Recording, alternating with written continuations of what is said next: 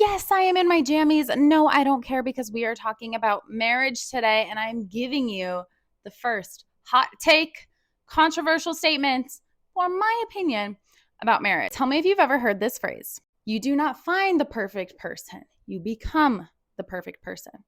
I heard that throughout all of college. Again, I studied marriage and family science, and I thought for sure that made sense. So I worked so hard on myself. It was all about becoming the perfect person, becoming the type of wife I wanted to be, and the type of wife I thought a husband would want. Now, tell me if you've heard this. Men marry a woman hoping she won't change, women marry a man hoping he will change. Have you heard that before? I think these two sayings go together. And I think the first one is false and the second one is true.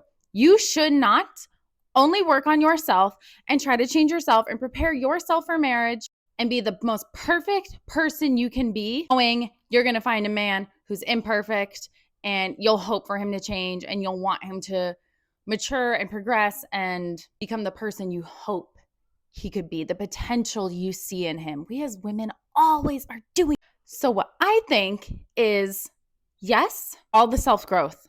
Become the best version of you. Love yourself so much that you don't need someone. You're not desperate for love. You're not desperate for marriage, however righteous that is. Great goal to have, to want to get married and be a wife and a mother and have a family. But you better try to find your perfect match. You should go out there with such high standards that you do not settle. Do not pick a guy that you see potential in and hope that he will live up to that and become the husband and father you want him to be.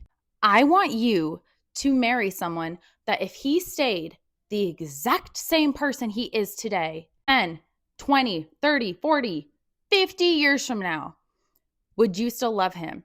Does he have the habits, the characteristics, the discipline to be the type of husband and father you will want for the rest of your life?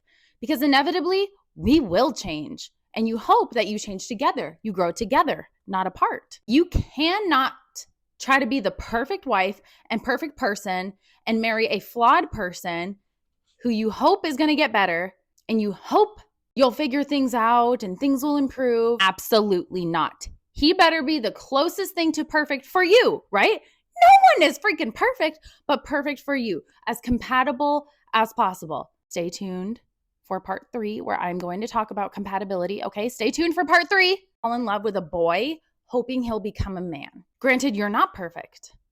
And we need to be patient, tolerant, loving, forgiving, all of those things. But if you want to have a successful, lifelong marriage, you need to find someone who has all the characteristics that you are going to want for the rest of your life, not just for right now. Make a list, set high standards, and do not freaking settle.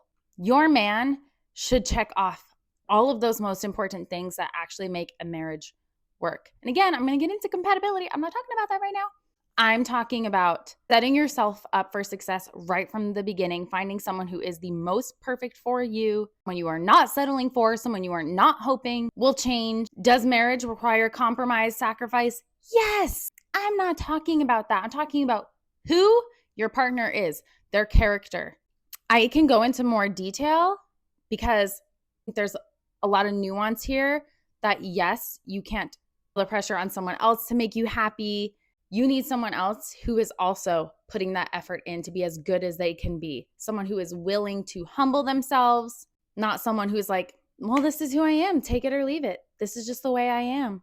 I'm an imperfect person. Nope. Have higher standards than that. Do not settle.